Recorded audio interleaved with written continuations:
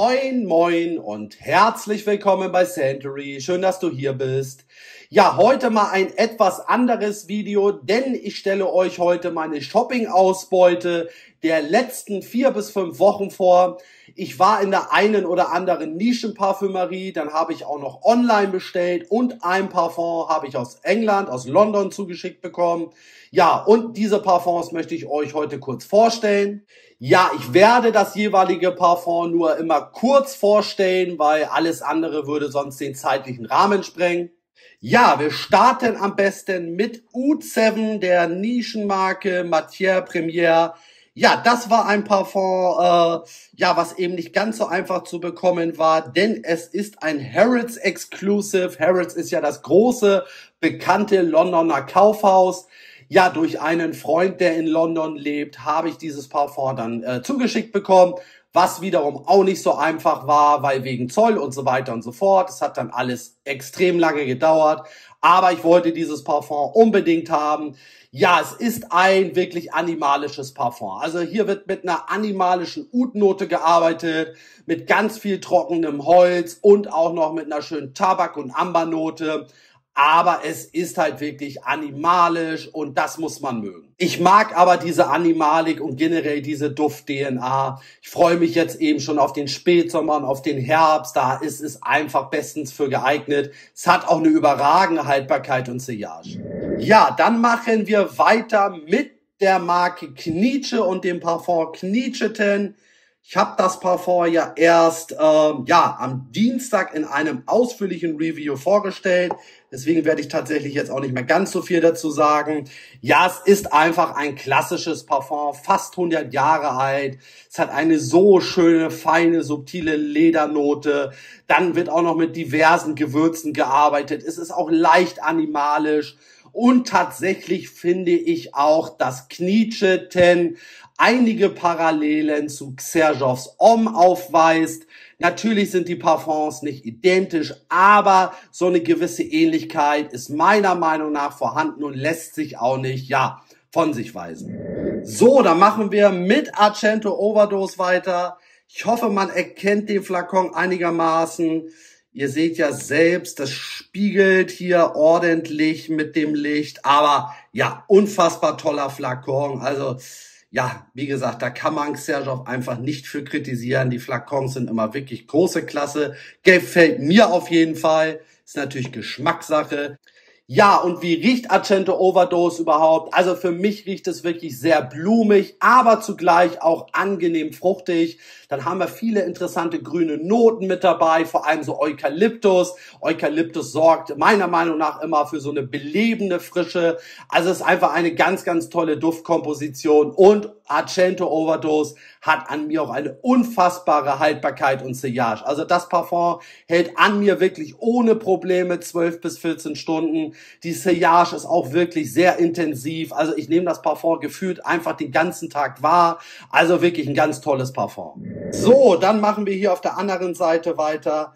Einer der schönsten Flakons überhaupt, finde ich auf jeden Fall. Schaut euch diesen Flakon an. Also dieser Flakon wiegt übrigens 550 Gramm, also mehr als ein halbes Kilo.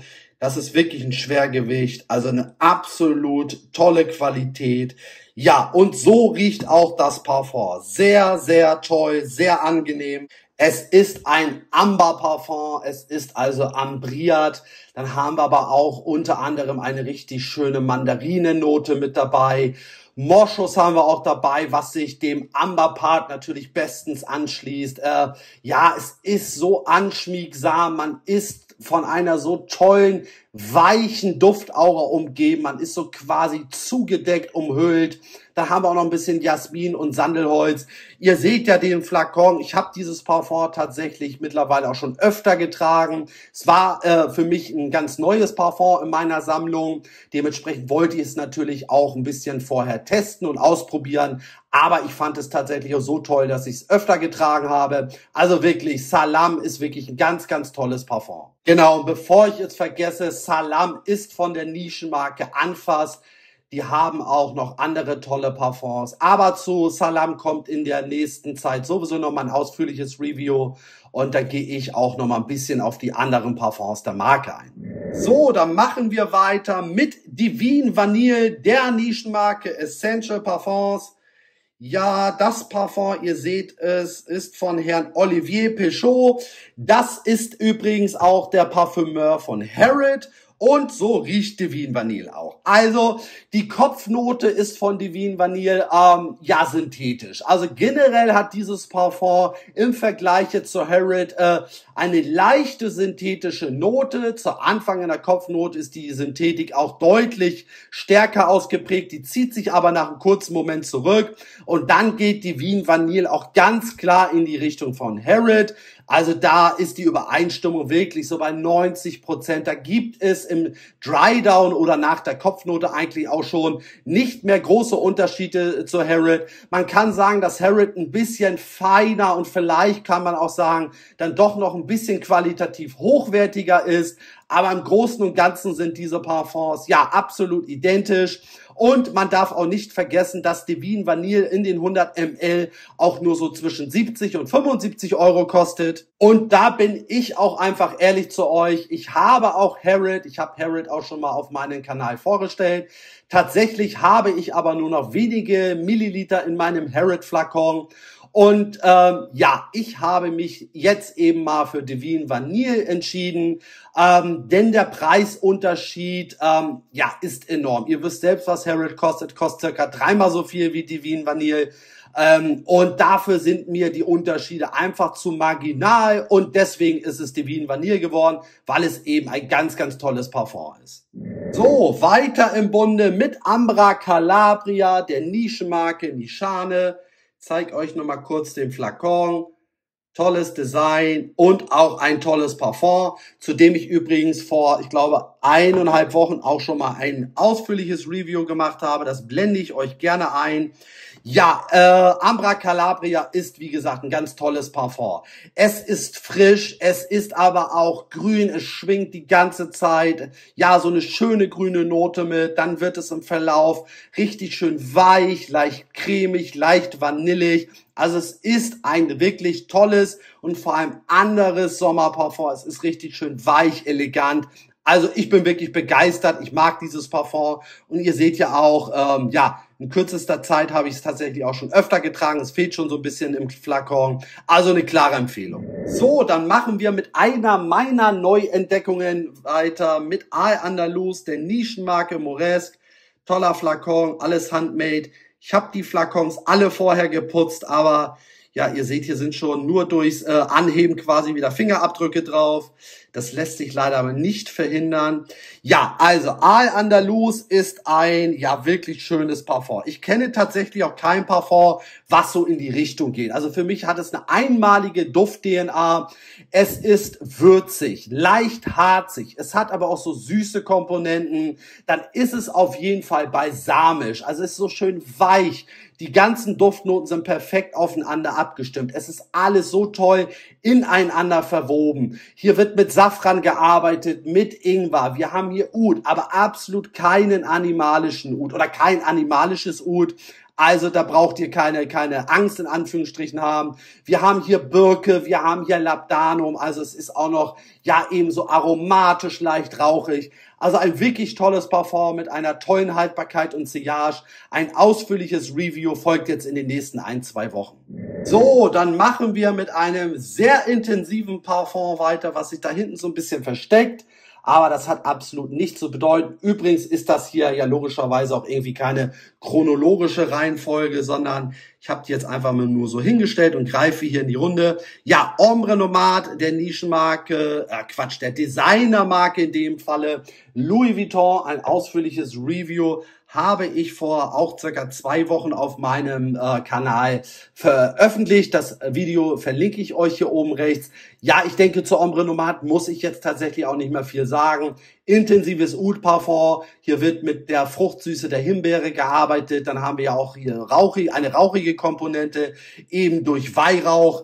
Überragende Haltbarkeit und Sillage. Ja, ich mag das Wort auch nicht so, aber ich sag's einfach mal. Beast Mode ist hier Programm. Also ein für mich wirklich sehr, sehr tolles Parfum. So, weiter geht es mit einer Neuentdeckung, mit dem neuesten Parfum in meiner Sammlung. Ich habe es mir tatsächlich erst vor einem Tag gekauft. Ja, ich habe auch schon den Weg so ein bisschen frei gemacht. Es ist ein wirklich sehr nischiges Parfum. Es ist Iron Duke von der Marke Beaufort London. Ja, also hier ist der Name Nische oder nischiges Parfum wirklich Programm. Es ist ein sehr, sehr außergewöhnliches Parfum. Also ich warne auch schon mal vor, besorgt euch auf jeden Fall eine Abfüllung. Das ist kein Kandidat für ein Blind Buy. Ich werde es auch in den nächsten Tagen öfter tragen und testen und dann kommt auf jeden Fall ein ausführliches Review. Also ich bin wirklich schwer begeistert. Ich werfe euch einfach mal ein paar Duftnoten in den Raum und dann merkt ihr sicherlich auch, ja, das ist eben sehr speziell. Also wir haben hier Tabak, wir haben hier Oud, wir haben hier Sternanis, wir haben metallische Noten. Tatsächlich sind metallische Noten auch zweimal angegeben. Dann haben wir auch Leder, verkohltes Holz, Schießpulver. Man riecht Schießpulver auch wirklich heraus. Dann haben wir noch eine schöne Whisky-Note, riecht man auch heraus. Eine Heunote riecht man auch heraus. Also ihr merkt, es hat außergewöhnliche Duftnoten. Es ist für mich der Inbegriff eines maskulinen Parfums. Also wenn ihr wirklich maskulin, männlich riechen wollt, ein Parfum haben wollt, was eben ja ein Statement setzt, eine wirklich gute Haltbarkeit und Sillage hat, also strahlt auch unfassbar ab, dann könnte Iron Duke etwas für euch sein. Aber nochmal, ja, kleine Warnung, es ist wirklich sehr speziell. Aber wie gesagt, ein ausführliches Review folgt. So, dann kommen wir nun zum letzten Parfum, nämlich zu Black Afgano, der Nischenmarke Nassomato. Ein sehr schlichtes Design, aber ich mag das einfach, dieses dann doch irgendwie massive Glas mit diesem tollen, verkohlten Holzdeckel, der auch so eine richtig tolle Haptik hat. Der lässt sich richtig toll und angenehm anfassen. Ja, also ich denke, zu Black Afghano muss man auch nicht mehr so viel sagen, beziehungsweise mir ist eigentlich mal aufgefallen, es gibt nur sehr, sehr wenige ausführliche Reviews zu diesem Parfum. Das ist ja mal wieder was für mich. Ich quatsche ja immer so viel und vor allem auch gerne so viel. Deswegen wird in den nächsten 2-3 Wochen auch nochmal ein ausführliches Review zu Black Afghano kommen. Ja, hier ist einer der Main Player eben die Cannabis-Note, deswegen auch unter anderem der Name Black Afghano. Dann ist es eben auch rauchig, holzig, harzig, balsamisch. Es hat eine unfassbar gute Haltbarkeit und Sillage, Power ohne Ende. Auch ein Parfum, womit ihr auffallt und ein Statement setzt. Ja, also wie gesagt, Review folgt in Kürze. So, und dann sind wir auch schon am Ende, beziehungsweise was heißt eigentlich schon? Ich habe doch wieder eine ganze Menge gequatscht.